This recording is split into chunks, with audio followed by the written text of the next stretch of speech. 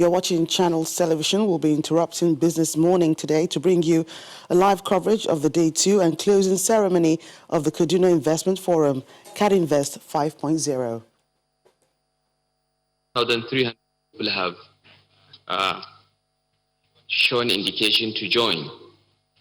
Yesterday we had a full session, full day starting from 10 o'clock and closed a little after 2 p.m. We had opening remarks by the Deputy Governor and the Chairman of Kaduna Investment Promotion Agency, Dr. Hadiza Balarabe, and then an overview of CADInvest 1.0 to 4.0 and the unveiling of CADInvest by my humble self. Then we had an address by our guest speaker, His Excellency, our leader, President Muhammadu Buhari, and a keynote speech from respected economist and managing director of Financial Derivatives Company Limited, Mr. Bisbak Rewani, member of Presidential Advisory Council.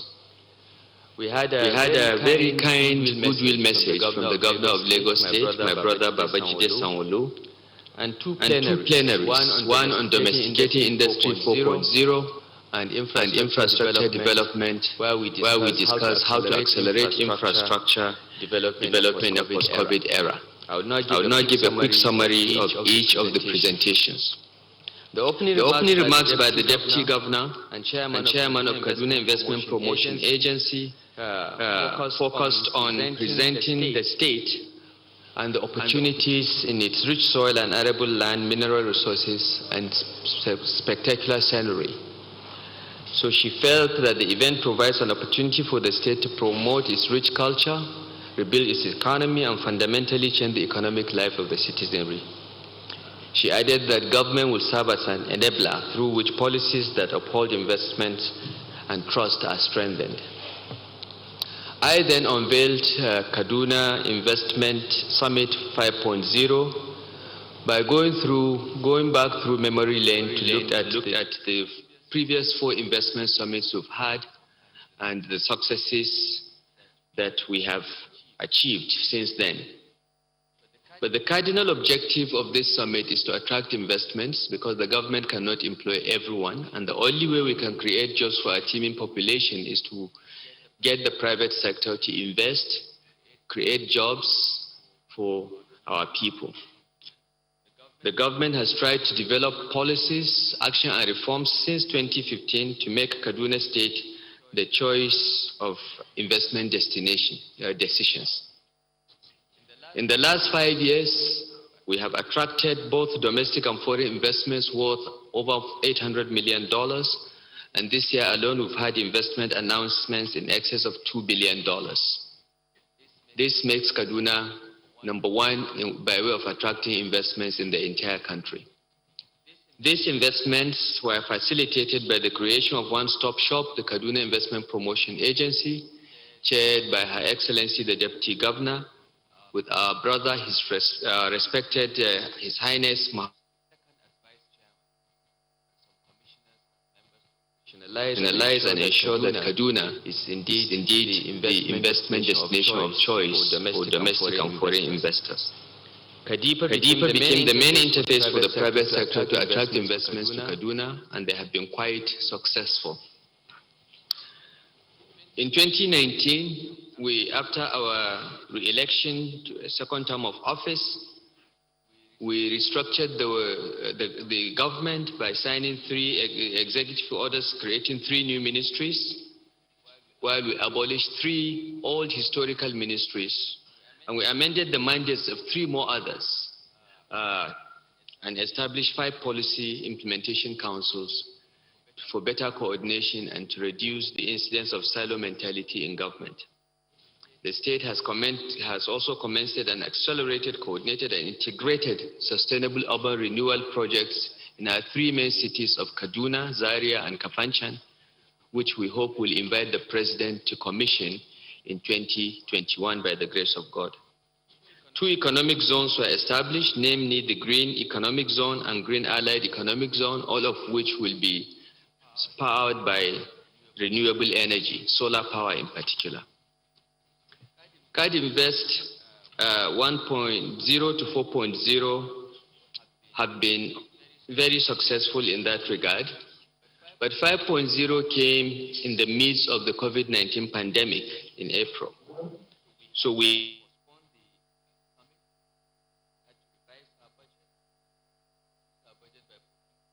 had to streamline costs and reduce overheads and offered incentives, tax incentives for businesses to survive. But our priorities remain the same: to strengthen agriculture, which is a natural and a comparative advantage, to improve education, power supply, housing and urban development, social development, roads, and water resources. We also announced that government has developed a public-private partnership policy and manual, and also adopted a digital strategy towards increasing internally generated revenue of the state and prepare the operation of the state in a post-pandemic world. While unveiling Card Invest, it stated that the event focuses on innovative ways of triggering growth and development by finding lasting solutions to both economic and environmental challenges. Our future plans include an increased share of agriculture, electrical and electronics, automotive assembly, textiles, ICT, electricity, mining and quarrying, in inter and intra-state transport as contributions to GDP, with the objective of job creation and wealth creation. President Muhammad Buhari was our guest speaker yesterday, and he declared the summit open. But before then, he congratulated the people of Kaduna State on Card Invest 5.0, which he said has become a regular feature on the investment calendar. He also commended the state for establishing its credentials as one of the few new investment destinations of choice in Nigeria, saying that our effort is paying off as evident in the positive responses of the business community. He described as commendable investments that the state has been able to attract, including Olam Hatcheries, which has helped in revitalizing poultry farms across the state and indeed in northern Nigeria, as well as the ongoing development of iron mining and steel processing through investments by African Natural Resources and Mines Limited. He observed as remarkable the increase in the state's internally generated revenue from 13 billion, next slide, from 13 billion in 2015 to 44 billion in 2019 without increasing tax rates. He called on the government to keep up the laudable efforts and surpass the impressive results already attained. President Buhari prayed for productive deliberation as he called on the indigents of the state to cooperate with the state government and security agency, stressing that there must be peaceful coexistence for sustainable development to be achieved. He concluded by calling on the state government to afford full cooperation and support to cross-border federal projects such as the Abuja-Kaduna-Kano gas pipeline and the Abuja-Kaduna-Zaria-Kano highway. The keynote speech was delivered by Bismarck Rewane, renowned economist, MD of Financial Derivatives Limited, and a member of Presidential Economic Advisory Council. Mr. Rewane noted that the event is particularly auspicious because of the timing, relevance, and functionality being a period when the country, and indeed the entire world, are grappling to contend with the fallout of the COVID-19 pandemic, while at the same time addressing long-standing infrastructural issues. He commended the historical, cultural, and economic relevance of Kaduna as the nucleus of economic growth and center of gravity of Nigerian politics, and noted the relevance of the state in the nation's education, agriculture, aviation, and defense sectors, among others, which gives it a competitive advantage. He said that the challenges of unemployment, 39.8%, and poverty rate of 43.8%, among others, provide an opportunity to set a goal for restoration of the pride of Kaduna, the nucleus of the northern region, and use our central position to galvanize resources and talent to achieve that goal. Governor Babajide Sanwo-Olu, the governor of Lagos State, gave a goodwill message. He commended our ministerial restructuring, particularly the establishment of the Ministry of Business, Innovation and Technology, our growth plan, and the 5 policy councils, said that these are initiatives other states should emulate to promote innovation and attract investors. He said the new normal calls for innovation in technology to ensure fiber connectivity to every home, and that is working effectively. He ended by calling for a healthy collaboration between our two states in the areas of rice production, tomato, which he acknowledged as successes in Kaduna State. There are two plenaries. The first plenary was in Domesticating Industry 4.0. It was moderated by our Honorable Commissioner of the Ministry of Business, Innovation and Technology, Idris Samaila Iyam. The panelists were Dr. Eso Phillips, who was represented by Gloria Ukanga, Dr. EOA Damisa, past President and Fellow of Nigerian Society of Mining Engineers, Dr. Kashim Bukar Shatima, Chief Executive Officer of Barbados Motors, and Ahmed Rifai Zakri, Special Advisor to the President on Infrastructure, and finally Mr. H.B. Ibrahim, who was partly represented by Mrs. Tanko. The session looked at industrialization and the emergence of technology with the merger of humans and machines, artificial intelligence, robotics, and the Internet of Things, what needs to be done to catch up with the rest of the world, and what we should do as part of our preparedness. Dr. Phillips, represented by Gloria Ukanga, provided some insight on transformation of agrarian society to technological and agricultural hub. This, he said, would boost economic growth.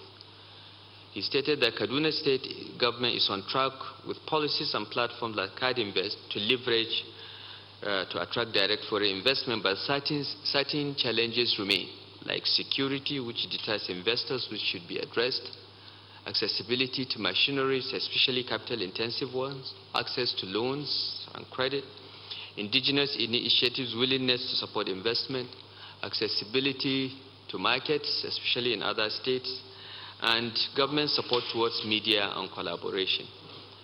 Dr. Damisa, who is a mining engineer, was asked the question, what more can government do to attract investments in the mining sector? He noted that Kaduna is well endowed with minerals like gold, iron ore, zinc, nickel, and so on. He commended the state for creating the Kaduna Mining Development Company to champion revolution in the mining sector, and urged us to pay greater attention to solid mineral development as oil is on its way out. He said we should focus on minerals that will bring rapid industrialization to the state, like graphite, cobalt, and lithium, that are all available in the Birnungwari area. He encouraged investors to look into the gold deposits in Birnungwari, which he said are one of the largest in the country. He also ended by recommending that we find ways to formalize the artisanal mining culture. Bukar Shatima was asked the question what policies government should put in place to enable the growth of the automotive industry.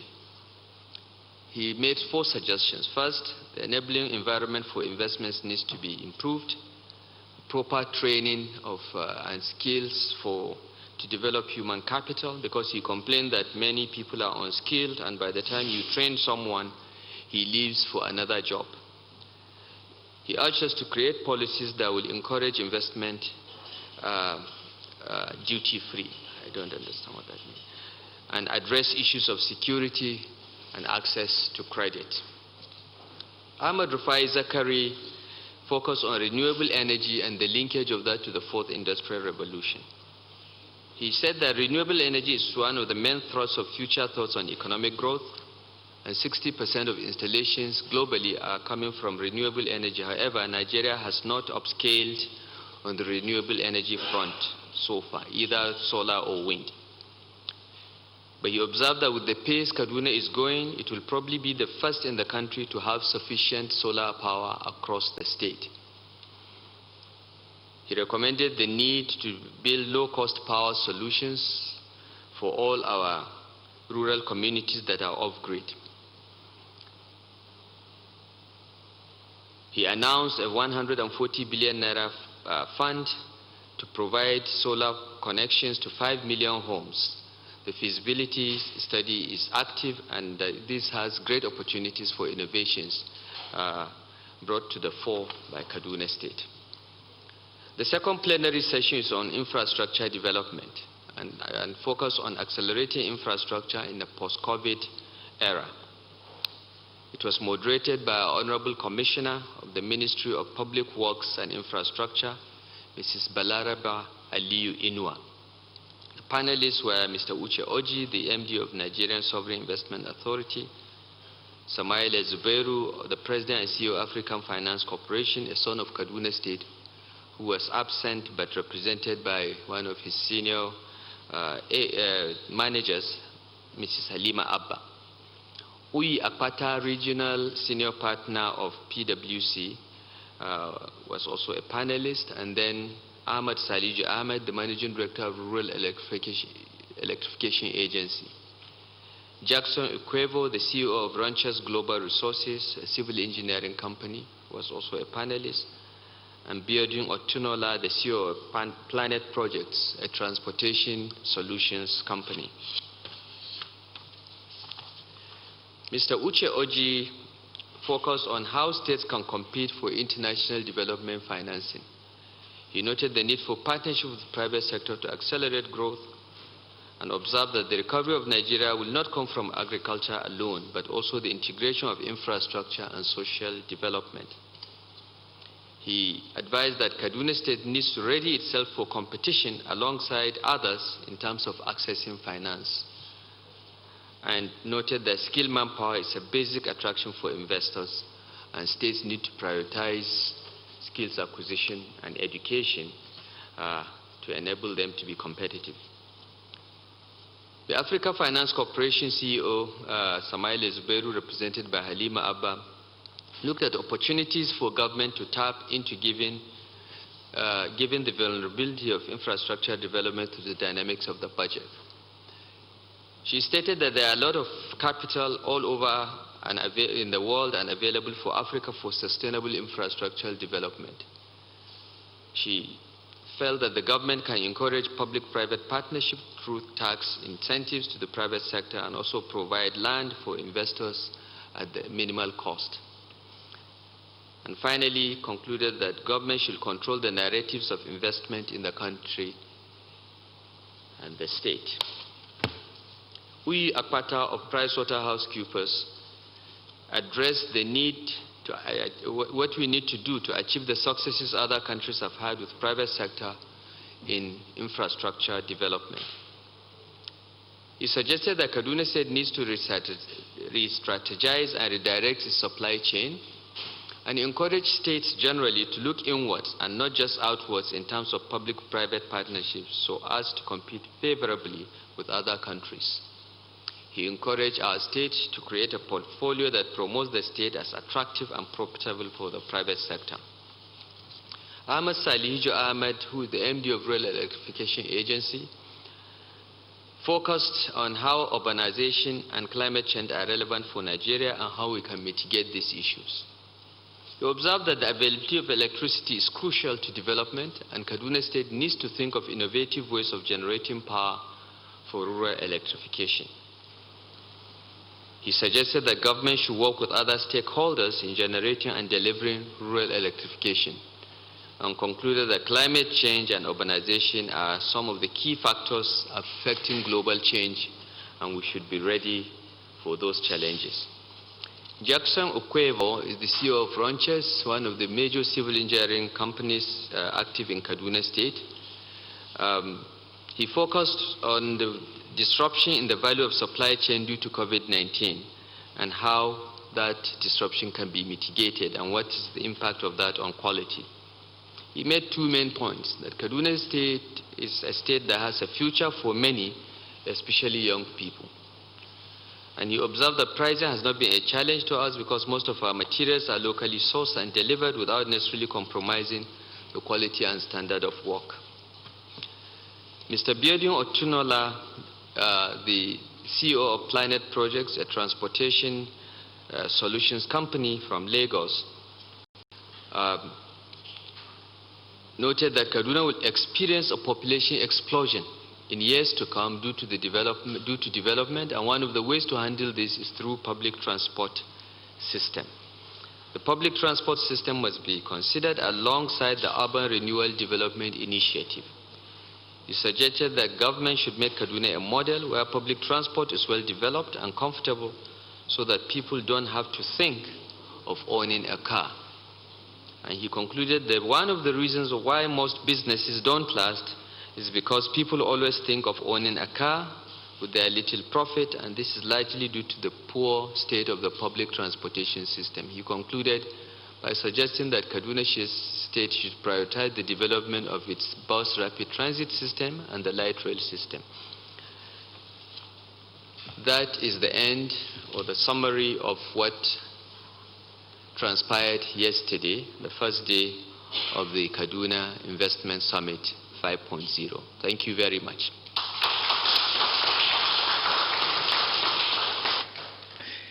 Your Excellency, it would be foolhardy for any man to think that they could say something in your presence and you would forget. Indeed, the Kaduna Economic and Investment Summit started as an audacious and ambitious dream. But today, from Tomato Jos, by the way, I don't know why we put Jos there. It should be Tomato Kaduna. But from Tomato Jos to Olam and the urban renewal going on across the state, it is obvious that it has moved from being a dream to a reality.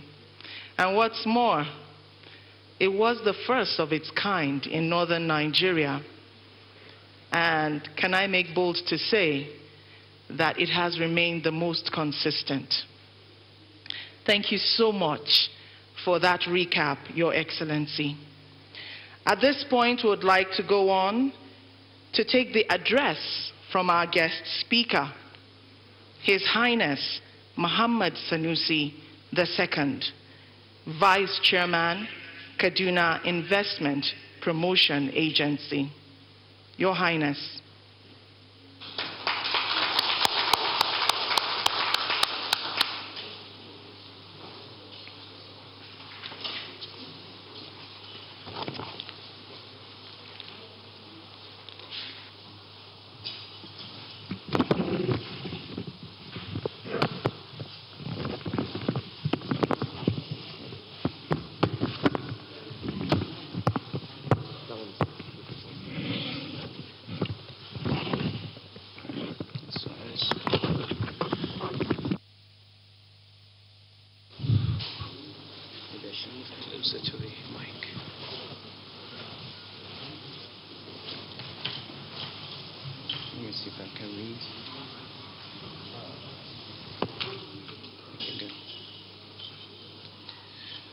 Your Excellency, the Executive Governor of Kano State, my brother Nasir Ahmed Arufai, Your Excellency, the Deputy Governor, members of the State Executive Council, ladies and gentlemen, it's a great honor and pleasure for me to be here with you again at the Kaduna Investment Conference, which has become part of my own annual calendar, usually a marker for new trouble whenever I speak. Let me begin by congratulating the state for continuing with this extremely useful conference. And not just that, for making sure it's not a talk shop. Every year we see progress and actual implementation of decisions that are taken in previous conferences.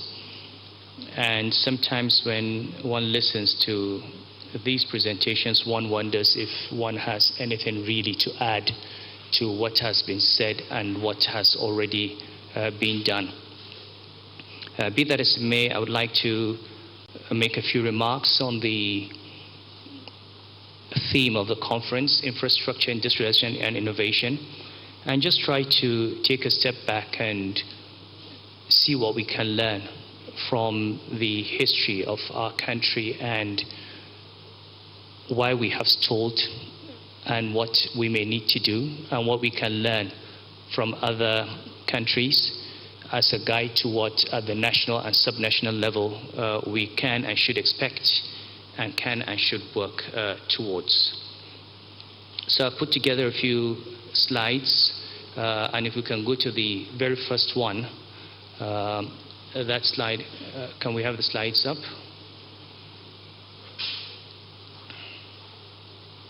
Okay, next slide, please. It's not there. Okay. I thought we should put this slide up so that we begin to. The question here is, why is Nigeria stalling? Why do we need private investment, and how much can we expect from government? I have a number of African countries on this slide: Angola, Botswana, Cote d'Ivoire, Egypt, Ethiopia, Ghana, Kenya, Mauritius, Morocco, Nigeria, Tanzania, Uganda, and Zambia. And with each country, we have the GDP per capita, but also tax revenues per capita and development spending per capita. Now, if you take Nigeria, this was 2019. Nominal GDP was 2.4 billion. That should be 240, I think, billion US dollars. GDP, $2,400 US dollars GDP per capita. Our tax revenues per capita was only $75, and our development spending was $36. This is at the federal level. Now compare this to Kenya, where the GDP per capita of 2,151, roughly 90% of Nigeria's per capita GDP. But Kenya was able to raise $280 per capita and invest $280 per capita on development. So Kenya, which has 90% of our per capita GDP, is able to raise 4 times as much in tax per capita and spend 7 times as much per capita on development. Now, these numbers are extremely important when we begin to hope that the federal government can give us development. I mean, for the federal government to get to a point where we are anywhere near where Kenya is doing, the government has to multiply its tax revenues per capita 4 times and also multiply its development spending 7 times. How long do states have to wait? And how long does the country have to wait for the government to raise these revenues and make these investments? So I think we need to be honest, at least in the short and medium term, and realize that the ability of government to steer this country into development is limited in terms of spending, and its best option is to spend a lot of time on business environment reform and invite private sector investment into these areas. And next slide, please. Now, look at the states, and I see progress that's been made by Kaduna on IGR. At current oil prices, given the reports that we have, only 2 out of 36 states collect enough revenue to meet overheads. So there's a need to generate, to have internally generated revenue. There's a whole question of the tax regime, who controls the tax, is the federal or state government, the issue of multiple taxation, and therefore even where you have a determination and a willingness, there are certain constraints, legal, institutional, political constraints to that. But again, this further explains why we cannot rely just on the state governments to finance development. Now, one of the things we need to say is, why haven't we made progress, and what should we be doing, and look at the solutions. And we go back to our past. Let's take the next slide, please. What can our history tell us about the potential solutions for the current period of stagnation? Before there was oil, before we had Chinese loans, before independence, Nigeria's economy was both better diversified and consistently in a trade surplus. What we have here are more than 80 years pre-independence, for which records exist. Nigeria ran a trade surplus in all but 15 of those years. in all but 15 of more than 80 years, we had trade surpluses with the rest of the world, and in many years, the surpluses were meaningful. So if we want to understand where we should be going, and maybe, I suppose Kaduna has already understood it, but further encourage us on the path we have taken, we need to look at the past and say, what did we lose in the post-independence period? Next slide. Why was Nigeria successful in the pre-oil period? It was diversification. Dynamism in trading sector and diversity of export base. Look at rubber, cocoa, palm oil, ivory, hides, palm kernels, groundnuts, cotton, tin ore, and so on. Because diversity meant the country was less vulnerable to terms of trade shock, driven by only one export. And for those of us in our generation, those of us who have grown up in the oil period, we've suffered, I think, on about 3 or 4 occasions now, this boom and bust that's come to the price of oil. We have seen highs and lows. We've seen friends who have become multimillionaires and paupers. We have seen people who sent their children abroad to school only to bring them back. In fact, even this year, people are bringing their children back. If your child is in the UK and you have to buy pounds sterling at over 600 naira, you move him to Cyprus and maybe to Niger, and to Republic of Benin, Cotonou, and so on. Because this is a reality. It affects us in a direct and personal way. And I think one of the most important things a government needs to do is to understand the impact of wrong economic decisions or adverse economic occurrences on the human being and the individual. I keep saying that most people do not look at the human beings. We look at all these numbers. Inflation has gone up by X% or by 2%, and we just walk away. Break down the CPI, go down to food, go down to what people eat on a daily basis, and think of the millions of people who can no longer afford to eat. And then 2% becomes a massive number, and a serious number. GDP has declined by 1%. In an exam, you move from 67% to 66%, it's no deal. It's no big deal. Your GDP falls by 1%. If your GDP is $250 billion, that is $2.5 billion of income wiped out. If you think of $2.5 billion in terms of human beings that are earning 20,000, 30,000 naira per month, how many millions of Nigerians are wiped out, and how many families have become poor? So these numbers are extremely important, and getting economic decisions right, the big decisions, will continue to be critical to the welfare of our people. So you have this diversity. We also had significant value addition in places like Kano. You had value addition to leather. You had value addition to cotton. Kaduna, the same thing. And this was the secret of pre-independence Nigeria. But even that had certain limitations.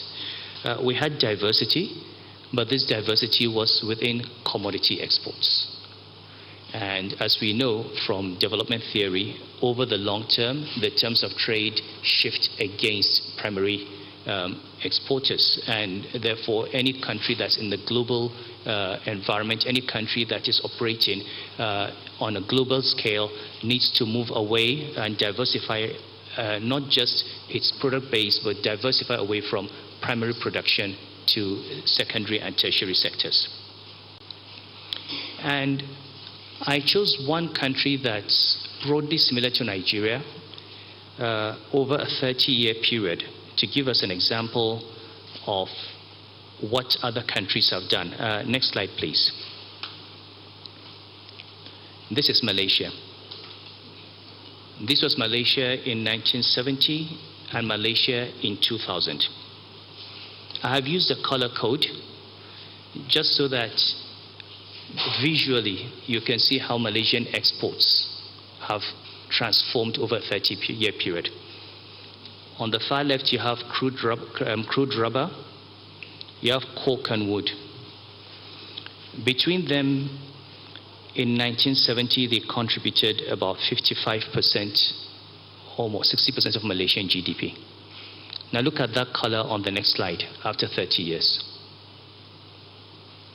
The blue, electric machinery apparatus, office machines and automatic data processing, telecoms, products manufacturing. On the right, by 2000, had become over 27 now plus 21, 48, that's 60% of the exports of Malaysia. Now if you look at the left, that same color, 30 years before in 1970, all those sectors contributed less than 2% of exports. This is a 30-year period where one country in Asia had done this. In this period, Malaysian GDP per capita increased from $310 to $4,045. So it was growth plus diversification, but also diversification into higher value areas of the GDP. Now, I don't want to be a party spoiler, but next slide, please. This is Nigeria. This is Nigerian exports between 1985 and 2015, in the same 30 years. We also have 30 years. Do you see any change visually? Do I need to say anything? We have not moved. This is the difference between us and Asia. Nothing else. They moved. Please go back to the other slide. I think it's important. Just look at it. Go back, previous slide, Malaysia. One slide back. Just look at this. And then come back to Nigeria. Next slide. No. So, and in this period, interestingly, Nigeria's GDP per capita also increased from $345 to $2,655. So we were growing, but we did not diversify. That's one. And that explains the huge levels of poverty in the country. It explains the huge levels of inequality in the country. It explains the vulnerability of the economy to shocks in terms of trade. It also explains the relatively slow pace of growth, because when we started, when Malaysia started, it started from a GDP per capita level lower than Nigeria's GDP per capita in 1985. It started from $310 to over $4,000. We've started from $345 to what, $2,055. And now when you add inflation and add devaluation and begin to look at purchasing power parity, the GDP per capita numbers actually look inflated. And next slide, please. So one way to look at it is also to understand the difference between production and consumption. So take one example, smartphones. Many of us think because we have a widespread use of a smartphone, we have leapfrogged, we are developing. But there are people who are consumers of technology and people who are producers of technology. We've had all these investments in towers, we've had broadband, we've had internet. What have we done with it? Have we used it to produce, or have we been consumers? You pick up your phone, which is produced in China. You go on the internet. You order a product, a pair of shoes produced in France. It comes to you at home. What are you consuming? You're consuming the smartphone, you're consuming the shoes, you're creating income for those who produce the smartphones and those who produce the shoes. What really have you gained? So what we count as progress just opens us up just new and newer ways of intensifying the marginalization of countries and turn us into consumers of products. Now compare this, for example, to someone who picks up the smartphone and then produces a Nollywood movie and then uses the smartphone to distribute the movie. That is production. So we think, we've got all these investments, and that's why I like this about technology. Got all these investments in technology. We need now to invest in the human capital to have the innovation. There is enough investment in towers, enough investment in networks, and the federal government says we're going to invest in broadband with the ESP. Fine. What can Kaduna State do to produce young people in Kaduna State who know better than pick up the mobile phone to send WhatsApp messages to their friends and forward gossips and stories? Who realize that this phone in their hand is actually a ticket to wealth. I think for me this has been the difference between us and the Asians, between us and the Malaysians and the Indonesians. And I keep telling people all the time, try and read. There's this interesting book by, I think, Peter Lewis. It's called Growing Apart. I believe we discussed this. It's amazing. You just look at how Nigeria and Indonesia, every excuse Nigeria has for not developing, Indonesia has. They have a large population, they are multi-ethnic, multi-religious, they have had civil wars, they have had military dictatorships, they have even had corruption. Corruption is our excuse. Suharto, Malaysia has had massive corruption. Why did Malaysia develop? This was the difference. Move away from being a consumer of technology to a producer. Move away from a consumer attitude to electricity, to production. We invest billions and billions of dollars in a national grid. Invest billions in transmission. Invest billions in distribution. Bring electricity to you. What is it for? To watch Arsenal and Manchester United. To have air conditioning. A fan. Whereas for others, every electron of electricity delivered makes you a carpenter, an electrician, an artisan. Fires your generator for irrigation. For every naira you spend on electricity, you are earning 10, 20 naira. That's why at very low levels of poverty, income elasticity is far, far more important than price elasticity. People would pay anything for electricity if they knew how to turn electricity into an earning capacity. When people cry, it's because they are paying for power and earning nothing from it. If you go to a village and give a man electricity and he's paying 100 naira per kilowatt hour, and he can turn that if he has a small freezer and his wife is making kununzaki and he is selling, and every month he's spending X thousand on electricity and making 4 times more from selling kununzaki, he's happy. He'll pay twice to get the next freezer. And when we focus on, and that's why these things about tariff reviews and tariff conversation, I think the government is not having that conversation in a manner that convinces people. People need to understand that you complain about tariffs because you're thinking of tariffs only from a consumption perspective. If you look at electricity as a critical input into production, into productivity, into earnings, if you look at electricity as an economic resource, look at how much money you could make. There's a difference between not earning a thing and earning something. There's a difference between extreme poverty and rising above the poverty line. The Chinese, I spoke to a Chinese economist one day, and he said, forget all these numbers.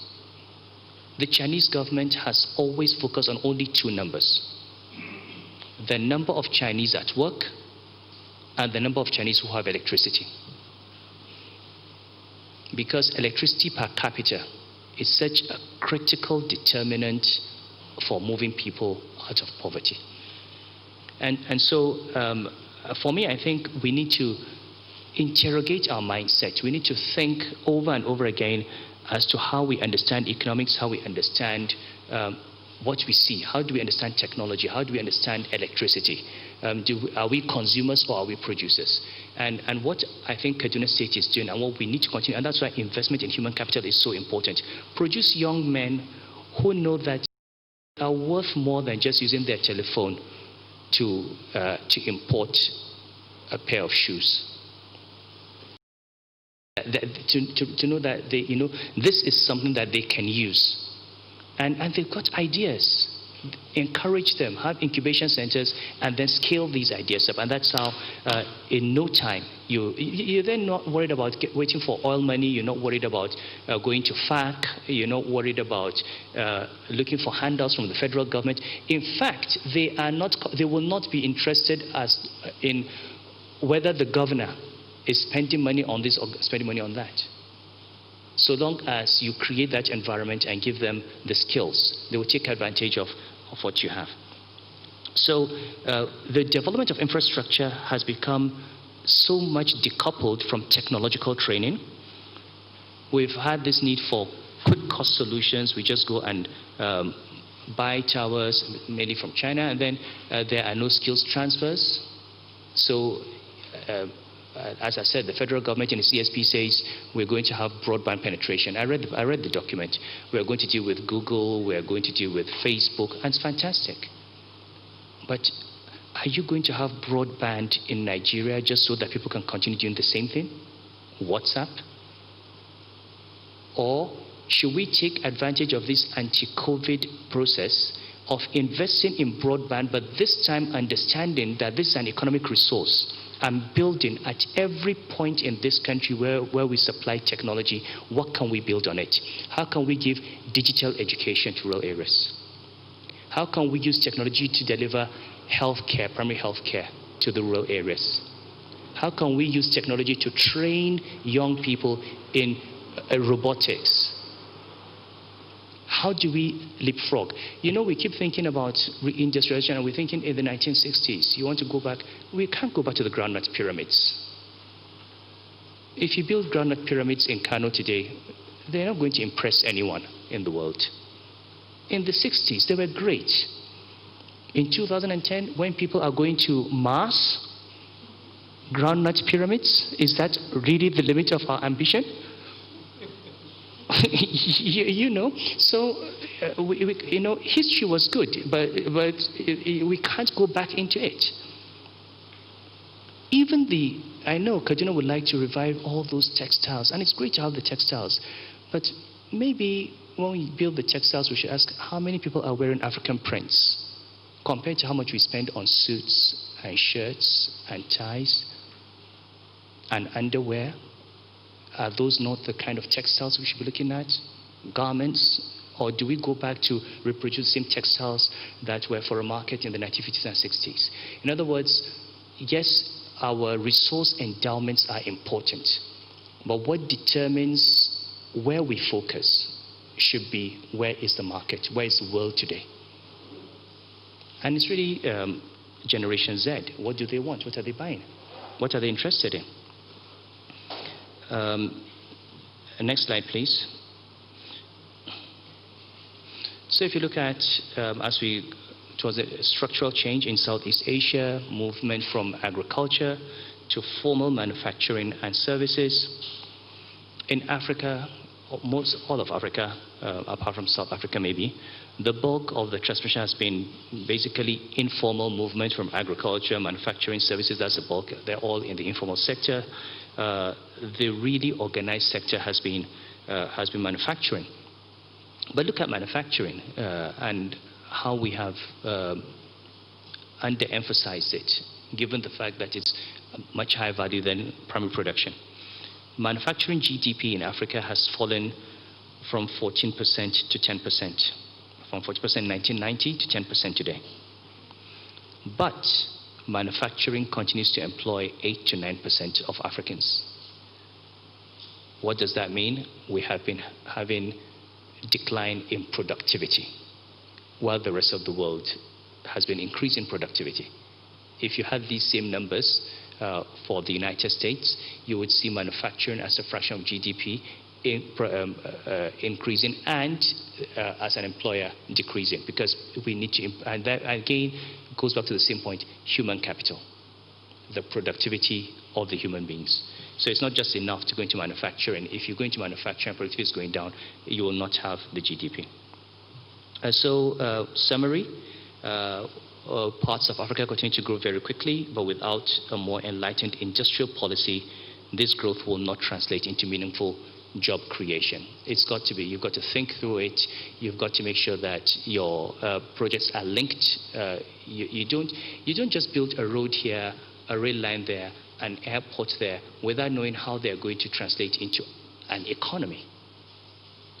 Ethiopia has a fantastic airport. So it says, okay, fine, we've got these airlines that fly every day to Europe. You can have a fantastic flower business. Right there in Addis, you harvest, put them on a plane, the same day they are being sold on the streets of London. Okay? Now you plant your flowers in Jos. For them to go to London, you have to move from Jos to Kaduna, from Kaduna maybe to Lagos, move them through traffic. By the time the flowers by the time they get to London, they're withered. So even when we build airports, it shouldn't just be because people want to fly from Abuja to Kano for a wedding. Really, you follow the economy, follow the money in investing in infrastructure and put everything together. Now you go to these countries, you land at an airport, you've got your train station there, you've got your bus station, and generally you move from one economic zone to another. And yes, in the course of your journey, there'll be residential areas. As people get on a light train from central Kaduna to go to work in the factory, there will be those who are going for naming ceremonies and weddings, but you're not building the train for people who are going to go for naming ceremonies and weddings, because the train will not even pay its way back. People need to go and earn something anyway to pay the fares. So this is in Kaduna. It's more or less preaching to the converted. Like I said, when I was invited to join the Investment Promotion Authority, I said, well, look, you guys have done so well. I don't know how much value I have to add, but I'll take it as an honorary appointment, just like you take an honorary doctorate. Public debt has risen. We all know the fiscal position of government is not strong. We're spending huge percentage of our revenue on servicing debt. You have a high rate of inflation. The central bank is reaching the limit of its balance sheet. Honestly, I don't see how much more the central bank can continue to expand its balance sheet, and we are seeing the consequences in inflation. We're seeing the consequences in exchange rate. So we should not put so much pressure on the central bank. We should not have so many expectations on the government, and the government should not itself take upon itself responsibilities it cannot take.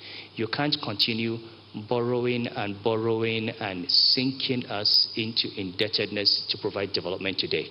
Spend more time creating the environment, spend more time on reforms, spend more time attracting local and foreign investment while you fix your balance sheet and then are able to prepare. So in the absence of tighter lending standards from China, it's up to African policymakers to ensure that borrowed money is put to productive use.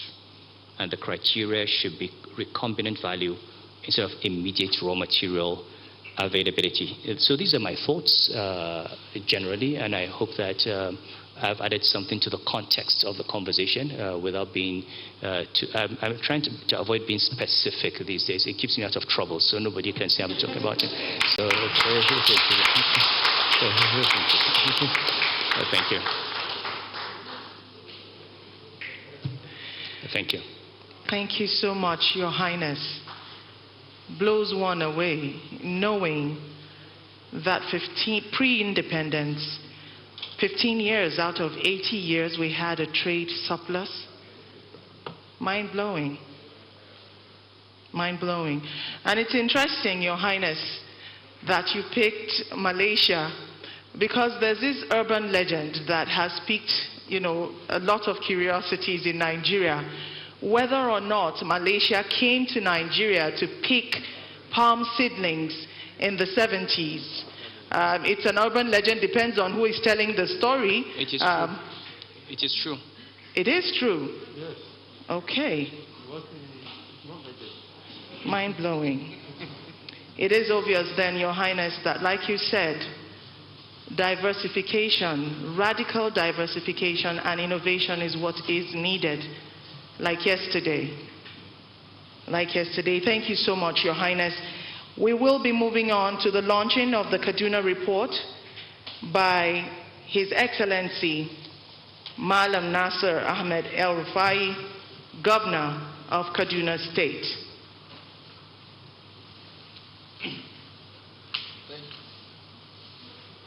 Thank you Your very much, Excellency. Jacqueline. Can you hear me?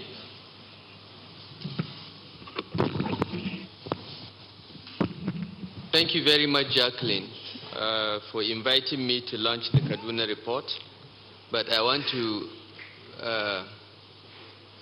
inform everyone that this Kaduna report is the initiative of the Kaduna Investment Promotion Agency and the Economic Development Council of the Kaduna State Government. So I would like, with the permission of His Highness, to delegate the launch of this Kaduna report to the Chairman of the Kaduna State Economic Development Council, our Senior Advisor and Councillor, Jimmy Lawal, who also sits on the board of Kaduna Investment Promotion Agency. Jimmy, please introduce and launch the Kaduna report.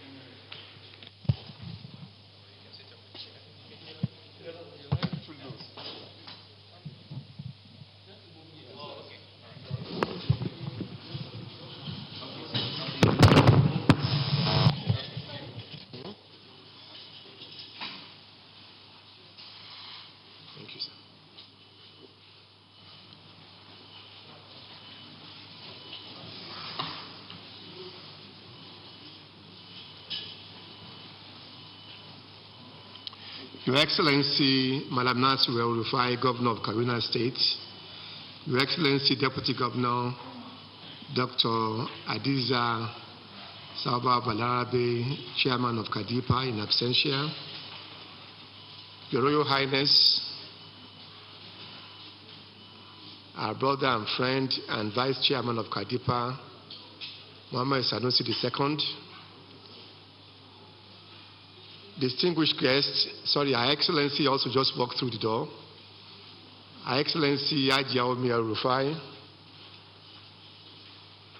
distinguished guests, ladies and gentlemen, good morning and welcome to day 2 of Card Invest 5.0. My task is to launch the Kaduna 2020 report prepared for us by the Oxford Business Group. The report is in 3 sections.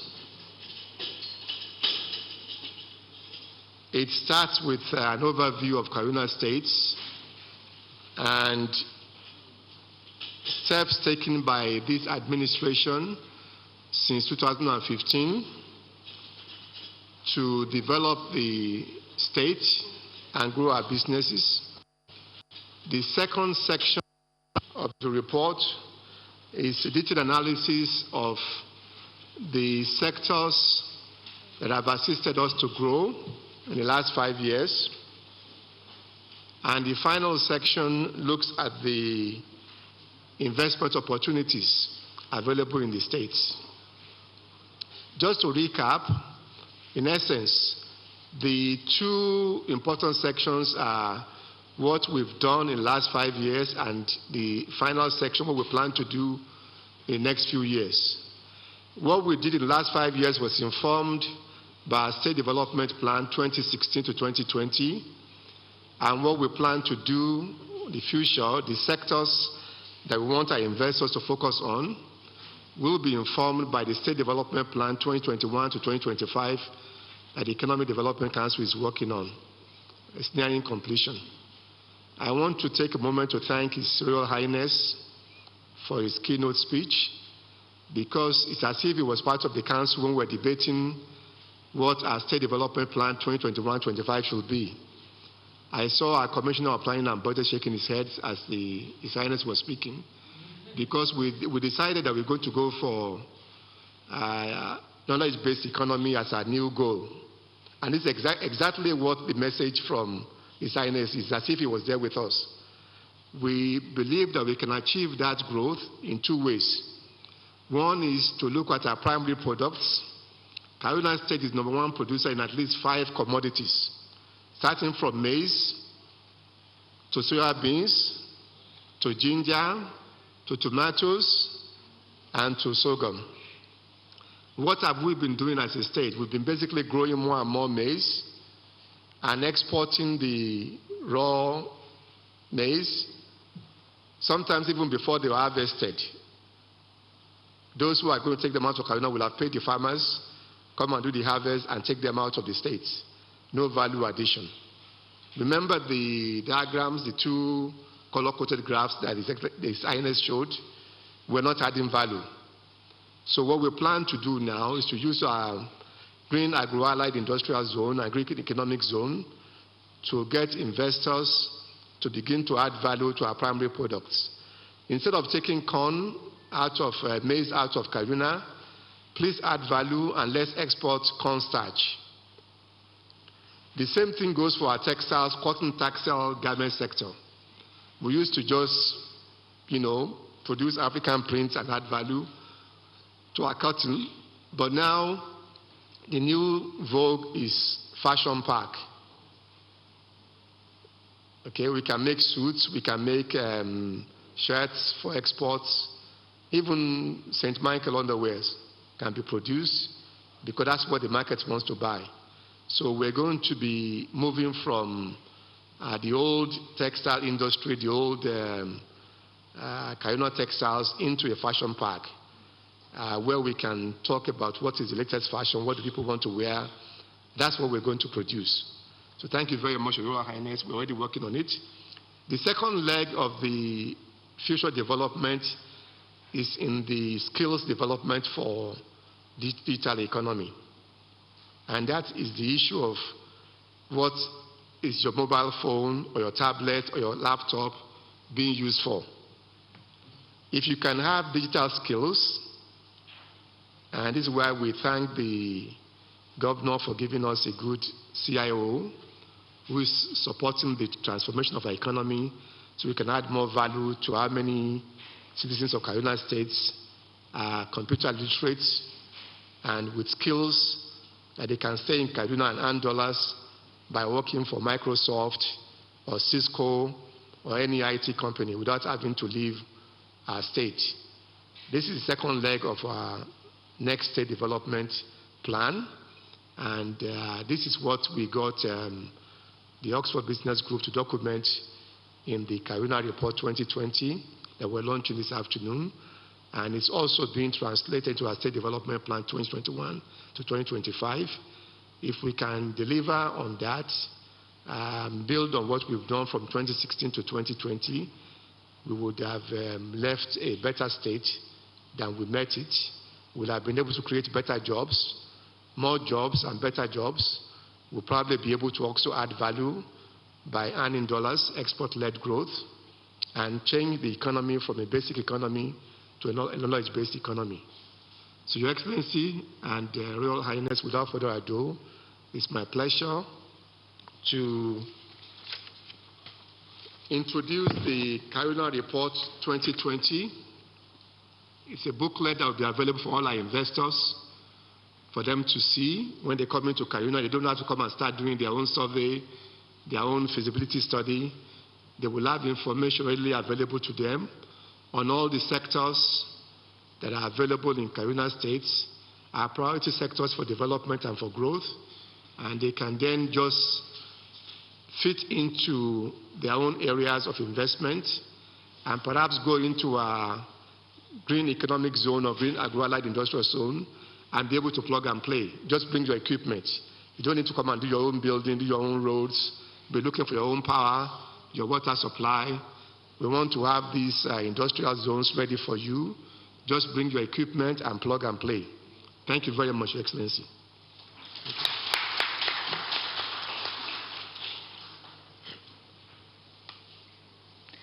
And thank you so much, sir.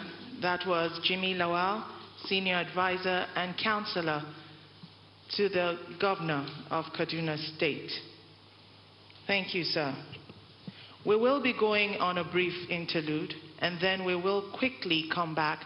We promise not to take too much of your time today for our plenary sessions. We're going to be running through them quick march, and hopefully we will be able to keep to the time that you see on the program of activities for today. And so that brief interlude, shortly after which we will be having a documentary, and that documentary will be morphing, just like yesterday, into a plenary session. Like I said, we promise to keep this quick, so please do stay with us.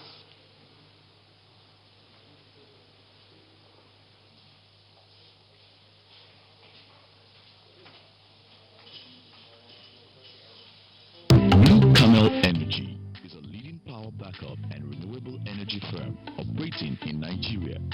With over 10 years experience in the renewable business, we design and integrate solutions which cuts across all levels of energy demand, ranging from small household solar and hybrid systems to solar mini-grid systems and industrial power backup systems. Blue Camel Energy is an indigenous company that has a vision to provide innovative, cost-effective, environmental-friendly, and reliable power to every Nigerian. We have young and innovative team members who work together and are driven to share the same vision, values, and goals of Blue Camel Energy. Blue Camel Energy works with seasoned and world-class digital equipment manufacturers in solar energy technology to bring clean and sustainable energy to our valued customers. Blue Camel Energy is an environment-friendly renewable energy company offering a broad portfolio of cost-effective renewable energy products and solutions to various sectors like the banking, agricultural, real estate, health, rural electrification and education, and MSMEs. In the past years, there has been a negative trend about solar street lighting projects in Nigeria.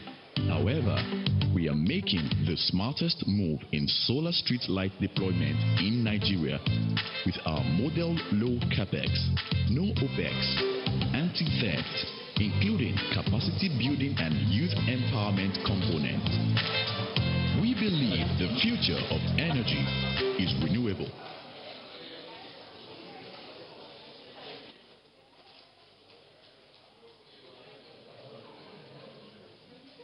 The world evolves every day, and new innovation and technological advancement is key to this evolution.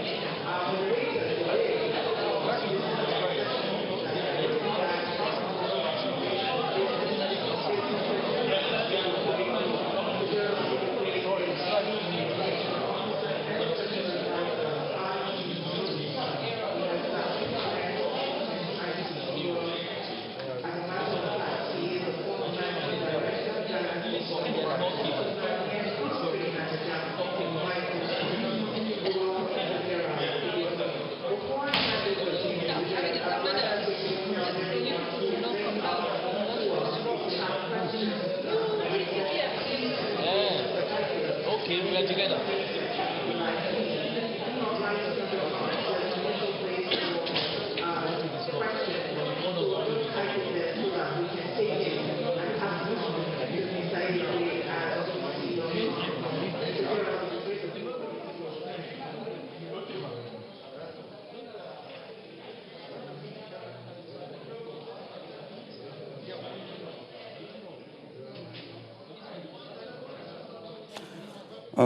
You're watching scenes from the Kaduna Investment Summit 2020. That's the 5th Kaduna Investment Summit, CAD Invest 5.0. And just before now, well, we now continue with some of the discussion sessions. Please stay tuned. Team here, panelists. I'm actually the outlier here. So we have Sanusi Ismaila, who is the founder of Collab and Precognition Media. He's a serial entrepreneur. He plies his trade.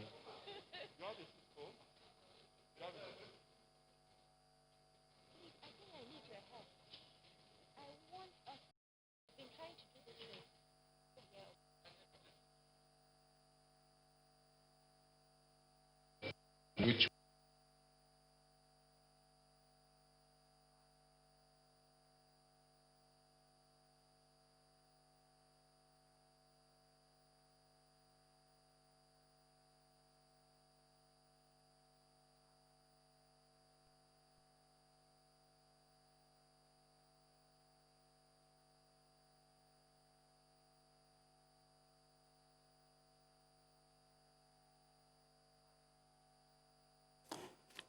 Sorry for that break there.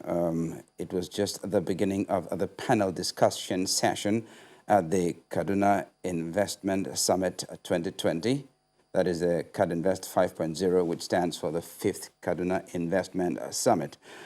Just before the panel discussion session was about to begin, we had the unveiling of the Kaduna Investment Report 2020. Well, the essence of that report is that intending investors in Kaduna State do not have to come and start doing feasibility studies before carrying out their investment drives in the state, because the Kaduna Investment Report 2020 contains everything they need to know about the investment atmosphere and destinations and opportunities available in Kaduna State. So it's as if the feasibility studies have been carried out. Everything in that report contains whatever the potential and intending investor needs to know, even as they come into the state to invest. In a moment, we hope to return to the event, CAD Invest 5.0, the 5th Kaduna Investment Summit, holding in the state capital, which incidentally goes by the same name as the state. Earlier in the day, we had the governor of the state, Mr. Nasir El-Rufai, who had a recap of the events of yesterday. Remember, the event kicked off yesterday, and we had live coverage of it as well. And yesterday's event, we had President Muhammadu Buhari also delivered his keynote address, asking the residents of Kaduna State to put peace before everything else, because it is in the atmosphere of peace that investment and development can take place. And of course, the governor had his say in the matter as well. Today, he's also back today. Now, let's take a listen to the governor's contribution to the event, a recap of the events of yesterday. Please stay with us. Of business excellence. Due to the COVID-19 pandemic, we are holding this summit virtually for the first time, and it's the first of its kind, with people joining all over the world. Over 1,300 people have shown indication to join. Yesterday, we had a full day starting from 10 o'clock and closed a little after 2 p.m. We had opening remarks by the Deputy Governor and the Chairman of Kaduna Investment Promotion Agency, Dr. Hadiza Balarabe, and then an overview of Card Invest 1.0 to 4.0 and the unveiling of Card Invest by my humble self. Then we had an address by our guest speaker, His Excellency, our leader, President Muhammadu Buhari, and a keynote speech from respected economist and Managing Director of Financial Derivatives Company Limited, Mr. Bismarck Rewani, member of Presidential Advisory Council. We had a very kind goodwill message from the Governor of Lagos State, my brother Babajide Sanwo-Olu, and two plenaries, one on domesticating industry 4.0 and infrastructure development, where we discussed how to accelerate infrastructure development in a post-COVID era. I will now give a quick summary of each of the presentations. The opening remarks by the Deputy Governor and Chairman of Kaduna Investment Promotion Agency focused on presenting the state and the opportunities in its rich soil and arable land, mineral resources, and spectacular scenery. So she felt that the event provides an opportunity for the state to promote its rich culture, rebuild its economy, and fundamentally change the economic life of the citizenry. She added that government will serve as an enabler through which policies that uphold investment and trust are strengthened. I then unveiled Kaduna Investment Summit 5.0 by going back through memory lane to look at the previous 4 investment summits we've had and the successes that we have achieved since then. But the cardinal objective of this summit is to attract investments because the government cannot employ everyone, and the only way we can create jobs for our teeming population is to get the private sector to invest, create jobs for our people. The government has tried to develop policies, action and reforms since 2015 to make Kaduna State the choice of investment decisions. In the last 5 years, we have attracted both domestic and foreign investments worth over $800 million. And this year alone, we've had investment announcements in excess of $2 billion. This makes Kaduna number 1 by way of attracting investments in the entire country. These investments were facilitated by the creation of one-stop shop, the Kaduna Investment Promotion Agency, chaired by Her Excellency the Deputy Governor, with our brother, respected His Highness analyze and ensure that Kaduna is indeed the investment destination of choice for domestic and foreign investors. Kadipa became the main interface for the private sector to attract investments to Kaduna, and they have been quite successful.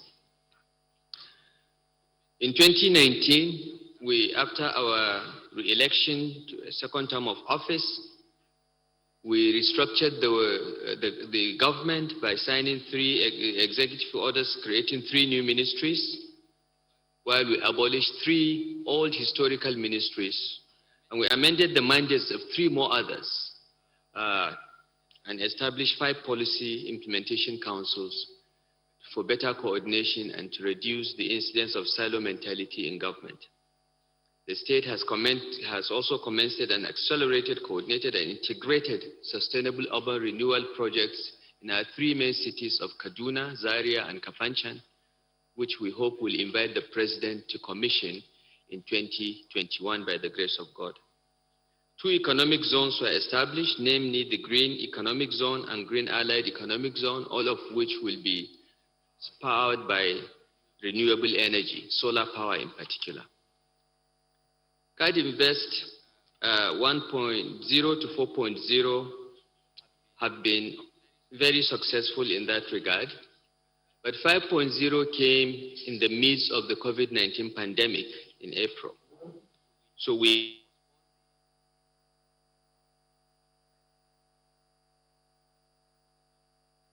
had to streamline costs and reduce overheads and offered incentives, tax incentives for businesses to survive. But our priorities remain the same: to strengthen agriculture, which is a natural and a comparative advantage, to improve education, power supply, housing and urban development, social development, roads, and water resources. We also announced that government has developed a public-private partnership policy and manual, and also adopted a digital strategy towards increasing internally generated revenue of the state and prepare the operation of the state in a post-pandemic world. While unveiling Card Invest, it stated that the event focuses on innovative ways of triggering growth and development by finding lasting solutions to both economic and environmental challenges. Our future plans include an increased share of agriculture, electrical and electronics, automotive assembly, textiles, ICT, electricity, mining and quarrying, in inter and intra-state transport as contributions to GDP, with the objective of job creation and wealth creation. President Muhammad Buhari was our guest speaker yesterday, and he declared the summit open. But before then, he congratulated the people of Kaduna State on Card Invest 5.0, which he said has become a regular feature on the investment calendar. He also commended the state for establishing its credentials as one of the few new investment destinations of choice in Nigeria, saying that our effort is paying off as evident in the positive responses of the business community. He described as commendable investments that the state has been able to attract, including Olam Hatcheries, which has helped in revitalizing poultry farms across the state and indeed in northern Nigeria, as well as the ongoing development of iron mining and steel processing through investments by African Natural Resources and Mines Limited. He observed as remarkable the increase in the state's internally generated revenue from 13 billion, next slide, from 13 billion in 2015 to 44 billion in 2019 without increasing tax rates. He called on the government to keep up the laudable efforts and surpass the impressive results already attained. That was the governor of Kaduna State, Malam Nasir El-Rufai, giving a recap of the events at the launch of the Kaduna Investment Summit, CADInvest 2020, highlighting the developmental strides and investment initiatives of the Kaduna State. Well, we take you now back live to CADInvest 5.0, the 5th Kaduna Investment Summit, live on Channels Television. This technology, so to speak, meanwhile, the people that need the technology are actually asking for something else. I give an example. In a rural area, for instance, you have farmers dealing with agriculture and all of that, and probably all that they need is not an app to expose their products to the world or to the urban centers. Probably all that they need is just to have an SMS solution, just to be able to tell the outside world when their crops are ready for harvest or the volume of crops that they have in place. Okay, so I think what we need to do is to find a connect between the suppliers of technology and the people requiring technology, between the suppliers of technology and the people requiring technology. That's the demand. And if we're able to find that connect, a lot more people would understand the benefits of technology and tap into technology. Because I still see a situation where a lot of people imagine that when we speak about technology, we're only talking about large rooms with big servers and the likes. Technology is actually closer to us than we think. Okay. Thank you. See, your point is taken. Steve Jobs was famously quoted to have said that sometimes the market only knows what it wants when you give it to them. So I will take that and move on to Hafsa. What do you think the government, we know, you know, and I know that Kaduna is a state in a hurry. We want to make Kaduna great again. Is there anything the government should be doing to deepen the penetration of technology for the economic development of this state?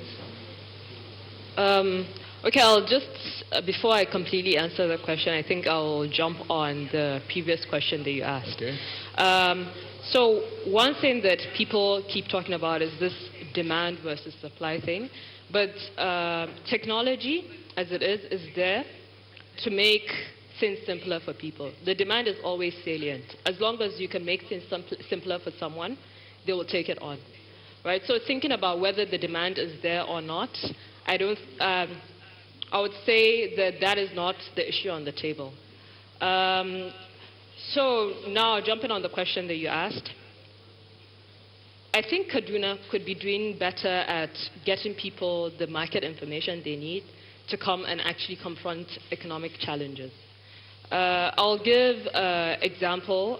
For instance, when we went to pilot our product, we went into Kachia.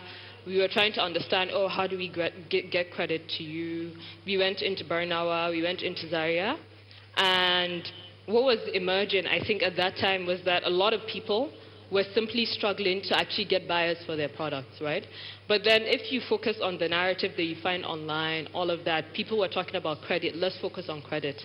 So the information was just not there on what people needed. And then where the people were, it took us a long time to find out what they were focused on, what they were producing. And I think for anyone that wants to set up a tech business to address economic development, they need to actually know what the challenges are. Where are these people that need the problems to be solved? What are the types of problems they're facing, and what are the best ways to solve them? So I think market information. So market information is what you think that government can do better in providing. Yes. Is this government in of itself or government in partnership with, how would you, let's just drill down into that a little bit. So I think government could partner with private sector, especially the private sector companies that have found efficient ways to generate data. So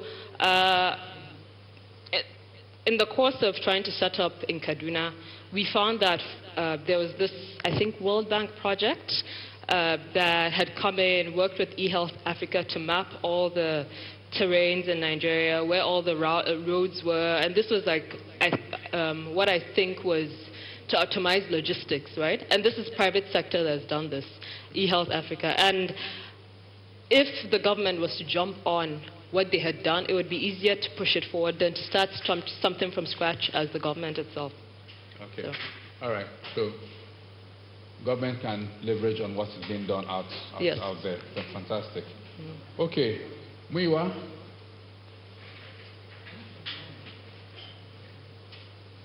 Muiwa, is there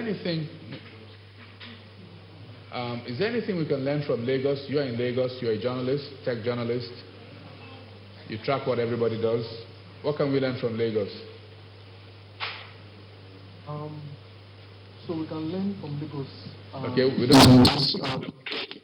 Okay. Back in 2013, for example, there was a partnership between the Lagos state government and Main one of the leading internet service providers in Nigeria, or West Africa, to lay fiber across the whole stretch of Abatmakoli Way in Yaba, Lagos. This was before any waiving of right-of-way fees, or the current trend now of different states governments either waiving right-of-way fees or reducing them. So at that time, right-of-way was still a challenge, but this partnership came. The co-creation hub in Lagos facilitated the partnership with Main One and the Lagos state government, and that whole stretch of that fiber cable lane gave birth to the whole thing about Yaba Tech or Yabacom Valley and all of that. Many startups moved to that area, and they were able to innovate and carry on their businesses. Although yes, over the years, many of these startups have moved on, right, to bigger spaces and all of that. But the fact is that they had that opportunity to kick off from there, just because of that simple partnership with the government, between the government, facilitated by Co-Creation Hub and the Main One.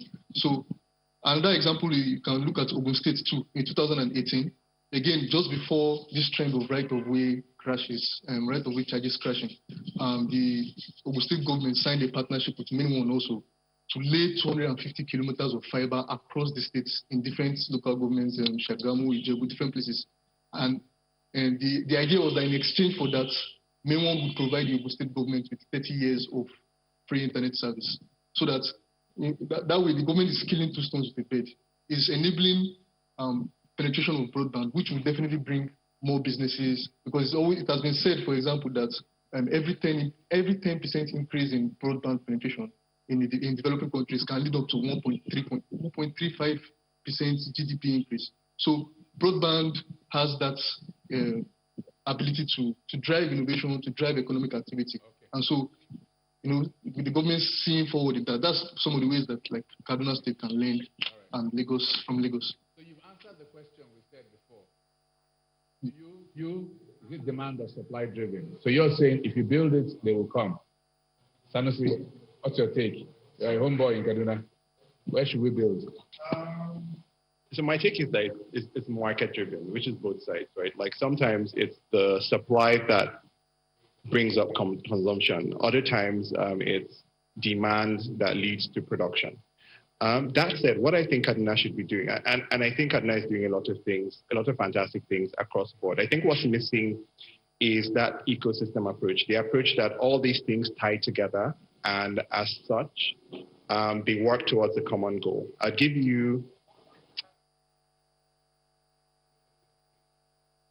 like the start of a call center here a couple of years ago, which is doing well. What I've not seen is how they plan to take that to the next level. Call centers, one of the understated thing about call centers, for instance, is that they're a really easy way to train people about technology. It's really low level. The basic skills you need at the beginning is to be able to type, and think, and as soon as you're able to do that, you can operate a call center. Type, think, and talk, right? But you can use that avenue to teach. Now, one of the things that you find about call centers is that they have like really high churn rates. Nobody wants to work in a call center for a very long time. They want to leave, so it's a stopgap thing. So rather than let people stay for, while use your resources to look for jobs, how about think about it as a pipeline? Okay, so this is like the first training point. And while they are there, they're learning other things that they can directly take the skills they've learned there and move somewhere else. And this cuts across a lot of things. Even when you think about like government use of technology, like how are they using it? Are they contracting it out and getting stuff built? Or are they, say for instance, organizing hackathons for people around there to come and actually try their hands on stuff? The government may or may not use those things, but what happens is you're beginning to expose people to the challenges that you have and getting people to think about the challenges that you have and also have some empathy about like the challenges that the government has. On the other hand, the government is getting next to free ideas on how they can move stuff forward. And this ties across everything. You can take the same concept all around, with the road construction that's happening now, the elements of technology that you can build into it with, the drive for investments should also be pushing for investments in technology. With, the drive for training, we should be thinking about, like, after that training, what happens? Like, how are we opening markets up for these people? Creating opportunities. How are we using government processes to even change habits? Because sometimes, like, consumption is a result of habits.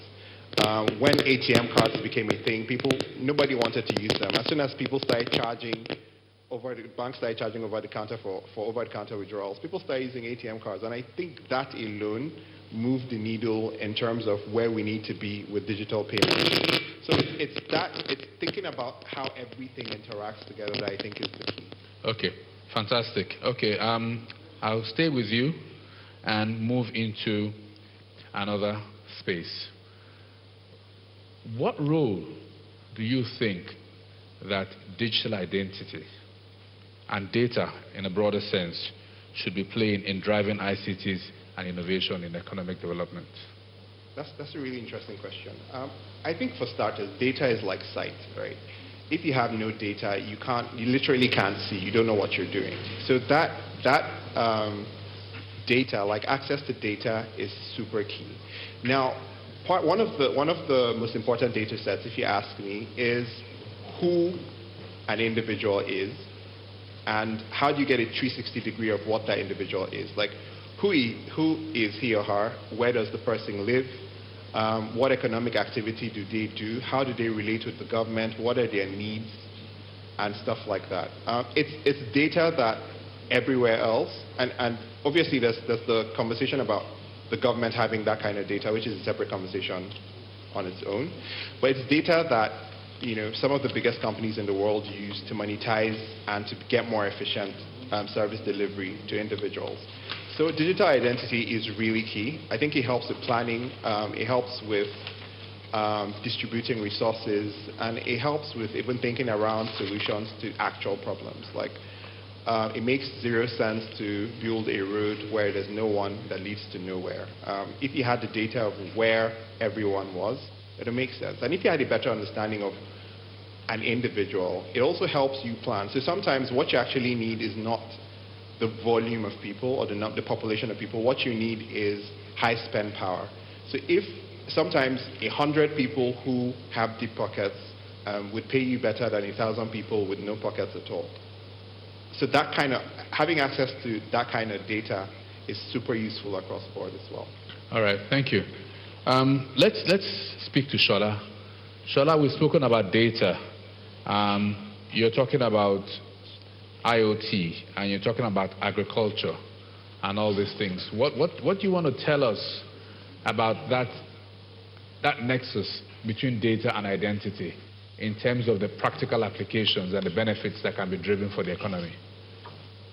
Okay, so for the Industry 4.0 technologies, data and digital identity has gone beyond humans. It has gone beyond persons.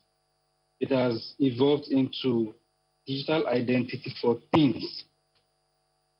And so we need to consider things when we talk about digital identity today.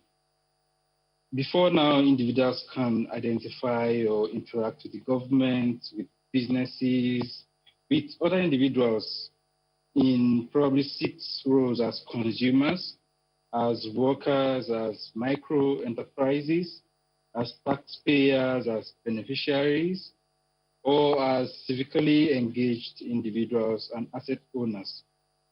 And there's a promise of every time somebody transacts with the government or with a business or with another individual, there is a secure line of transaction.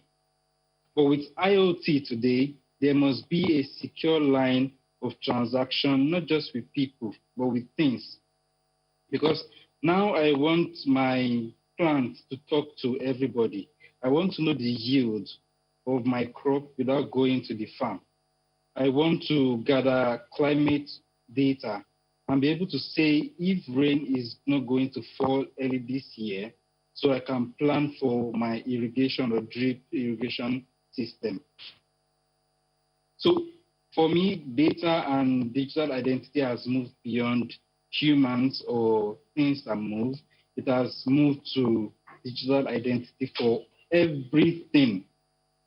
And according to McKinsey, the GDP of every economy can be unlocked by 3 to 13% when we extend this digital ID to not just people, but to everything. So it means that with the advent of IoT in Kaduna State, the GDP of Kaduna State can increase by 3 to 13% by ensuring that not just people have valid digital ID, but also things.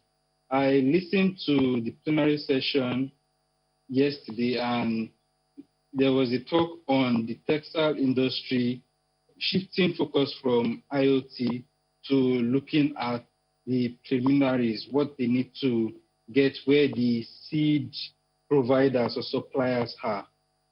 Fortunately, IoT would create that space for them. IoT would connect everything and everyone, and with the data we are gathering, we can analyze and say that there is so much seed on this side, there is no seed on this side, and then government can allocate resources appropriately for every farmer who needs to get their product at the end of the year. Thank you very much. That's very insightful. So we should be looking at IoT, and we should be looking at data in terms of human data. Okay, now, speaking about that, let me move on to Dr. Lanre Phillips. In Nigeria, and indeed most of the world, there is a general fear beyond data protection and GDPR issues, or NDPR as it were, if we localize it. There's a general fear of the citizenry, both as individuals and as businesses, in sharing data with government, because they generally believe that anytime they give government data, government hits them with more taxes and more charges. What is it that we can do, or we should do? What should be the perspective of the citizen in terms of really sharing information with government is actually for your benefit? How would you encourage people to come forth and actually register and acquire their identities and get, like in Kaduna, where we have a residence registration initiative ongoing now? Yeah, thank you, Gerald. I shared with a few friends yesterday, and I said one of the most underrated statements that I grew up with in my life is that statement, knowledge is power. We think it's just simple and cliche as it is. But the truth of the matter is it transcends beyond just that statement, because it affects our every being. So what you know and what you don't know determines how you react. So what happens a lot of times why people don't want to share data with government and its agencies, it's because of their knowledge level. So, and you rightly mentioned the fact that many people think if you share adequate data with government, they're going to come back to you with huge taxes and all of those things you didn't used to pay tax on before. The second thing that I want to comment on is the trust issue between the citizenry and government. So if there's adequate knowledge about data sharing and the understanding that if you share precise and adequate data about yourself and your business, there's a whole lot government can do for you. And also, if there's trust between government and its citizenry, I don't see an issue with people sharing data, but I think the two areas that we need to work on is the knowledge factor and the trust factor. So, as we drive this enlightenment and trust, which is the change elements that we have to work on. That's the point you're making, and I take your point. Thank you very much. Yes. Okay. So we're live on CardInvest 5.0, and this is the technology session. For anybody who's out there, we will take your questions and we'll try our best to answer you. So keep the questions coming. Let me come back to Hafsa. Hafsa, we know that over 95% of the businesses we have in this state are MSMEs, micro, small, and medium enterprises. How can technology be innovatively applied to enable access to capital and markets for these entrepreneurs? I want to hear from you. So, first and foremost, I want to say that, again, I'm going to jump back on the previous conversation on data and like getting data for MSMEs. What you generally find is that people think about data as this point number, right, that you need to get on these MSMEs you're dealing with. But in essence, getting rich data on someone requires a lot of interactions, right? It's not enough for you to tell them, get a BVN or a bank account, right? It's not useful for them. So how can you get them to get to the point where they're using technological systems in a way that's useful for them, but also providing you data?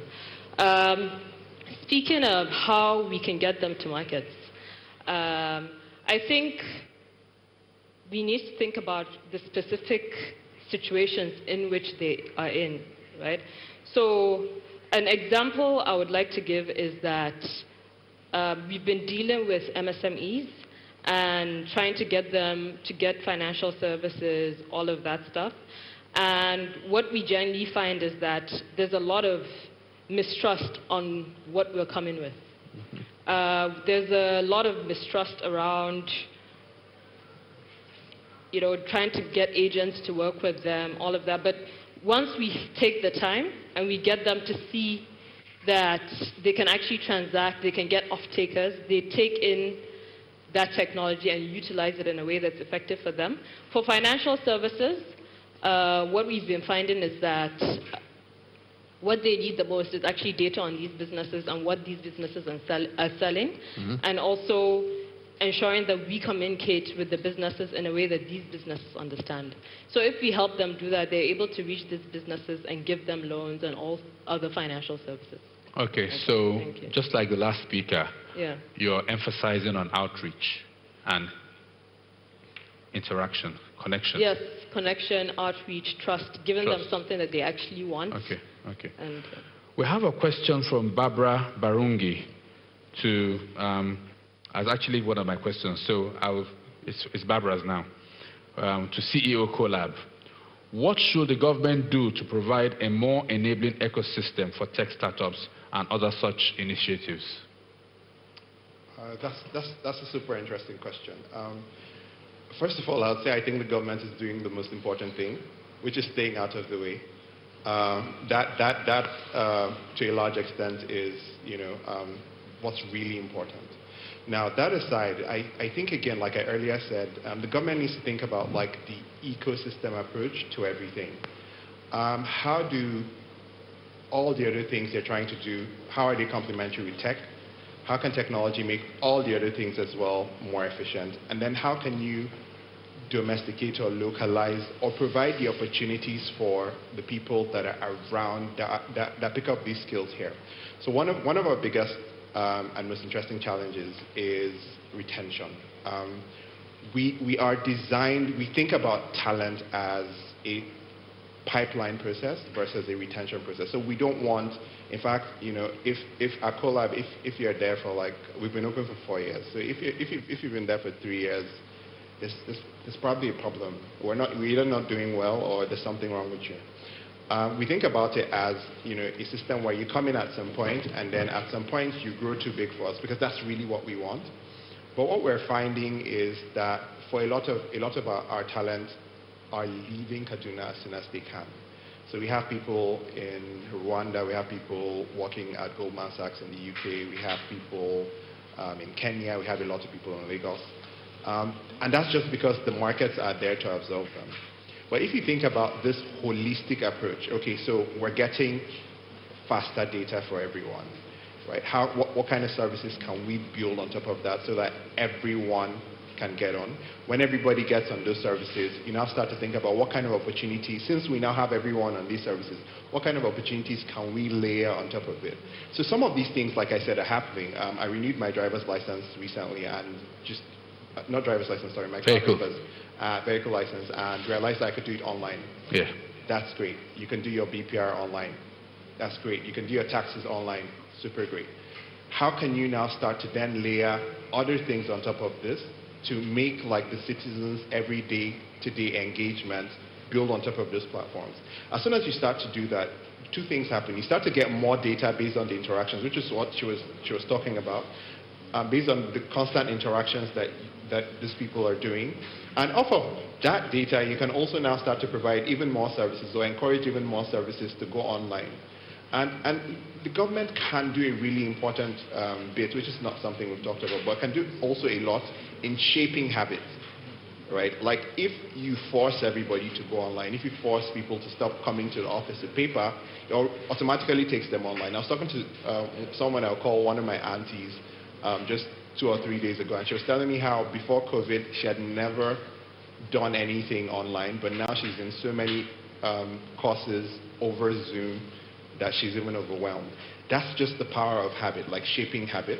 So I feel like the government also has like a lot of a role to play in shaping habit. But overall, I think the most important thing actually is to think about every single intervention that is being done, every single project or process as part of a bigger chunk versus an isolated thing. We think agriculture is one thing on one side, education is one thing on this side, but they all work hand in hand, and technology is that thing in the middle that enhances everything. So I just enhance this question a little bit. Yes. How can customer demand for tech-based services? Okay, how can we move more and more people? Don't forget, Kaduna has 9.5 million people. I don't know how many of them, I think 23 or 32% of them have smartphones. Okay, so let's even try and optimize the culture among the smartphone users beyond a fashion accessory? How can customer demand for tech-based services be improved in Kaduna State? You're saying layer more services. Yeah, so the way I think about this is just to make stuff more relevant to them. So I can give you an example, for instance. If the state government, let's assume, I'm trying to think about a service. Let's assume that you can register for your land over WhatsApp, right? And that's, really simple example. Automatically, you'd be onboarding way more people than you would do if you have a website, because WhatsApp these days is pretty ubiquitous. Almost everyone uses it. You can take your citizen registration and make the first layer of that registration happen on WhatsApp, so that when you actually go to capture your biometrics, you don't have to fill another form. You're doing two things. You're collecting data, you're making the processes faster, but you're also sort of unknowingly training the person to use the service. So next time, when you say Card Invest is coming and you can book a seat online on your WhatsApp, they're happy to do it. They've gone through the process before. So deliver services on channels, digital channels that they're already acculturated to. Yes. As they come along. Yes, and use that to upsell them to even more complex things. Excellent. Okay, time is fast spent, and I would take this for Hafsa again. What is your take on the quality of human services in Kaduna? There's a very interesting statement that Sanusi said, which is, don't worry about whether Kaduna is losing human capital, because it's actually a philosophy I share, that you should be proud enough that your people are moving on to greater things. So Kaduna should be on the growth path of techpreneurs and tech people. But what do you think about the people we have here? Would you move your business here? Would you invite people to come in here? Do we have the skill sets needed?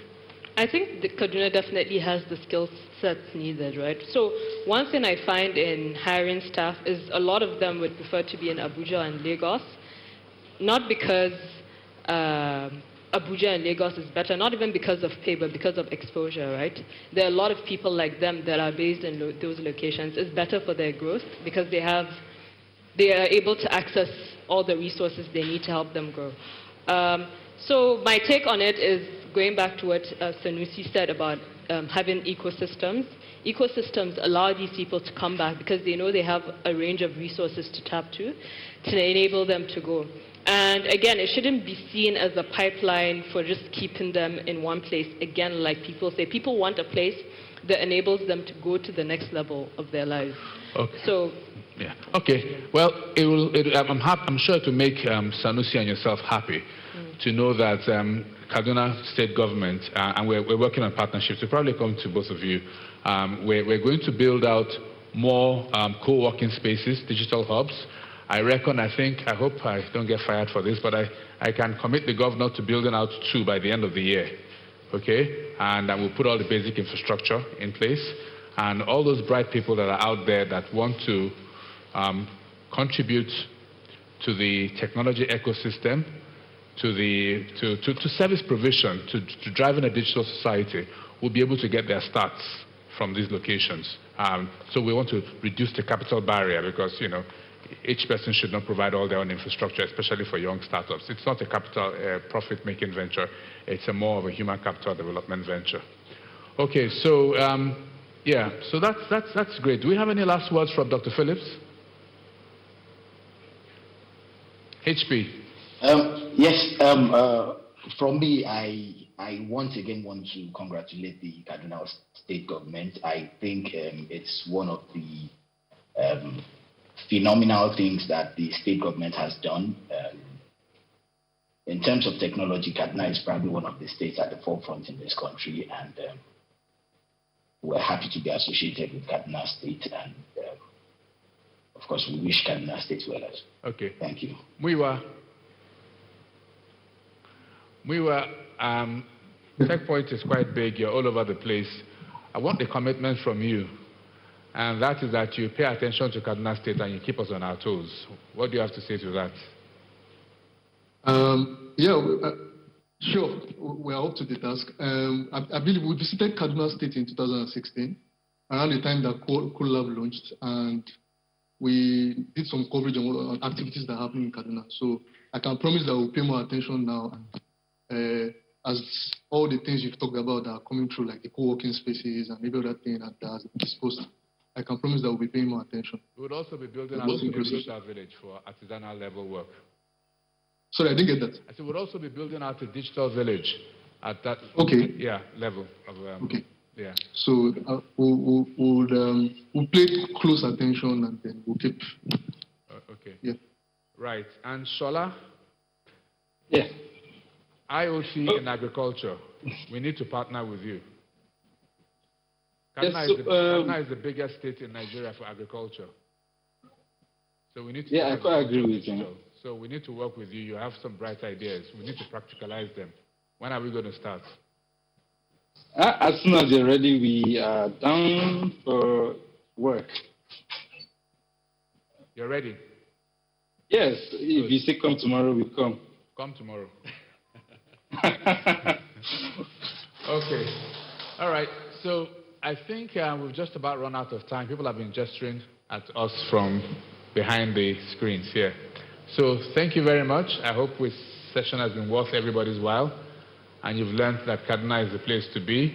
And you can actually build, we were talking about a company called Hello Tractor that started local and has gone regional across Africa. Sanusi and Hafsa are determined to take their businesses beyond Kaduna and beyond Nigeria indeed. And this place offers you, this state offers you the best place to be and build your business, and we're all collectively committed to driving a digital economy in Kaduna State and beyond. Thank you very much. Well, thank you so much, Mr. Gerald Ilukwe. That was fantastic. Thank you for helping us recoup time, because we want to keep to our promise. And indeed, I make bold to say that for all those other people, our panelists in Lagos, I know that they're eager to come here, because indeed Kaduna is the state to watch. We'll be going for a quick interlude that will go into a documentary, because right now we will be rethinking agriculture. That's the theme of our next documentary, and of course the topic for our next and final session today. So let's go on that quick commercial break, the documentary, and then we'll be right back.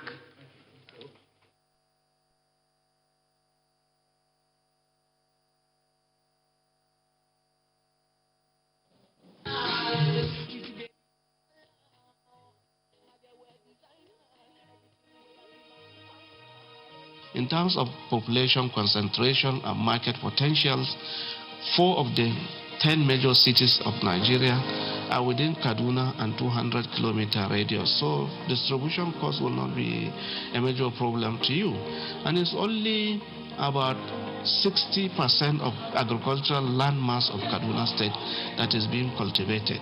So there is a lot of room for investment. And when you look at the number in terms of input, seed companies that we have are making a lot of kill. Up to today, there is not enough improved seeds that can reach out to farmers.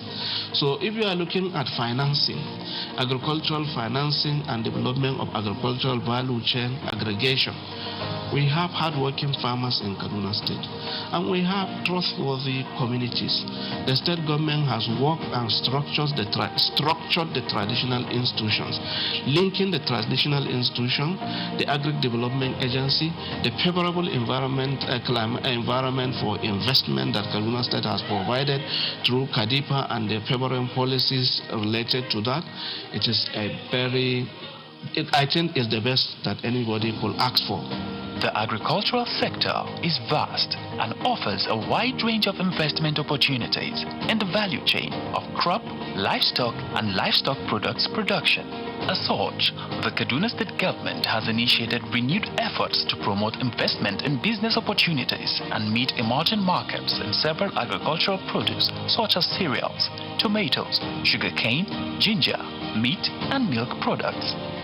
Presently, Kaduna State already houses agricultural businesses that have taken advantage of the huge investment potentials the state offers in terms of its strategic location in northern Nigeria, which translates into a ready market to investments, abundance in agro-allied business raw materials, and rich human resources in its teeming youthful population. Olam, for instance, is one of such businesses that have thrived since its setup a few years back. It has a hatchery of about 1.6 million birds weekly and churns out approximately 1,000 metric tons of poultry feed daily, and yet the demand for this product is still significantly high. Tomato Jaws is another company that is thriving in Kaduna agricultural space with a tomato farm of over 500 hectares and the engagement of several hundreds of local tomato farmers. The company has grown significantly and has led to the establishment of its own tomato processing factory. Sadiq Falalu is the owner of Falgate, a rice processing factory set up in Kaduna in 2016. He says the market is overwhelming and has influenced his decision to establish an even bigger rice factory that churns out about 8 tons an hour. Dayo Olatunji is a farmer of strawberries and other exotic vegetables. She has employed the use of social media as a major marketing tool, and within a time span of 3 years, she has gone from buying 2 boxes of strawberries off farmers to owning a farmland of about 40 hectares where she grows the strawberries. With a staff strength of over 30 persons, she is a leading producer and supplier of fresh strawberries around the country today. Okay, when we started at first, the major market was only Kaduna. We started to expand to Abuja, Kano, but right now we deliver to about 34 states except Osho and Ogun because we don't have any direct any way to send it from Kaduna, but to all cities, from Adamawa to Lagos to Kebbi to Edo to Delta State, all cities. We deliver to all cities, and it's very, very, very easy from Kaduna. Abubakar Abdulkader is a dairy farmer who has also taken advantage of the business climate in Kaduna State to establish a dairy farm. Dairy farming is very, very interesting because we usually use Frisian. We used to crossbreed it now because of our weather condition with our local breed called Bokolo or Sokoto Gudali. So if you crossbreed Frisian with Sokoto Gudali, you will get 50% Frisian, which can give you about 15 liters of milk daily for 8 months. And here in Kaduna, each liter is about 500 naira. These are just few stories of many individuals and companies who have taken advantage of the favorable investment climate and the agricultural space of Kaduna State to establish their businesses. But interestingly, the state still offers a huge array of yet untapped investment opportunities in its agricultural sector that is waiting for you to come and invest in.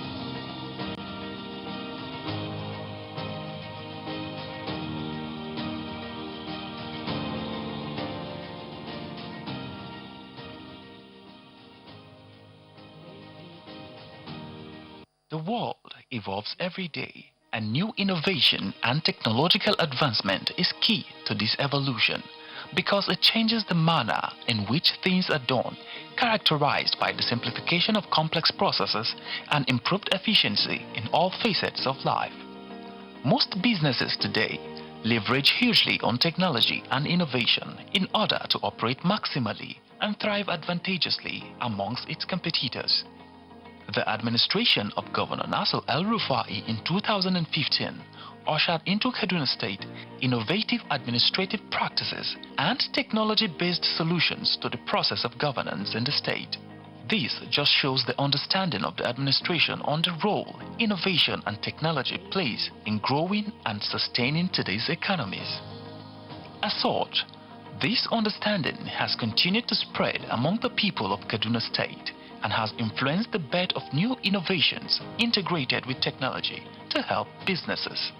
In 2017, I got the idea of building Payant, and the idea gets started from me building an invoicing platform for businesses to receive payments. Eventually, Payant grew from just providing invoicing systems to providing full-pledged payment services. So when I say full-pledged payment services, I mean things as regards to receiving payments, sending payments out of the country or within the country in at a whole. So at the moment, we have different businesses utilizing payment for payments. By the end of 2017, we have only about 1,000 merchants who are using payment, and we have processed over 100 million naira in transaction volume. By the end of 2018, we have processed over 1 billion naira in transaction volume. So we multiplied our transaction volume by 10. Today, averagely, we are processing over 1 billion naira in transaction volume monthly. Another technological innovation is a school management software called SchoolMo, designed specifically to help track performances at schools. We try to help schools measure data and transform that into using it to help students. So you go to certain schools and you ask what is the improvement of students who take mathematics between last term and this term. Was there a drop in performance or a dip in performance or a tip in performance? Most schools don't know. You try to measure sciences. Everybody who took sciences. What's the comparison between last term and this term? That kind of data is readily now available to schools. Even retention data. That data is not measured. And this data is important because if you can measure very well, you'll be able to see, pain areas, and then you'll be able to, shine in a lot of effort there and be able to do well. Ihifix Technologies is a technological company based in Kaduna with focus on making technological leverage affordable to SMEs. Our focus really is for SMEs. We are building product that SMEs can afford. Most times when you ask an SME to get online, build a website, they find it too expensive to build a website because they will prefer to use 100,000 naira to invest back into their company than for them to go and use it to build a website. So our focus basically is to see how we can serve the small and medium enterprises. And we've been able to build over 200 websites for small and medium enterprises, both within Kaduna State and outside Kaduna State. So at Recognition, we build software mostly, focused on getting businesses to get more efficient with technology. So a lot of that cuts across a lot of things. It could be things as simple as process design or actually building ERPs or apps for a particular reason. Roundstone is a technology company dealing mainly in bespoke software development, both for private sector and public sector. So we go into a location, we identify what their unique problems are, and then we use technology to solve or help them solve those problems. That's basically what we do. The Kaduna State government is also playing its part by going into partnerships with various technological firms in a bid to further encourage the integration of technology and innovations to businesses in the state. We're in partnership with the likes of IBM, the renowned IBM technology company.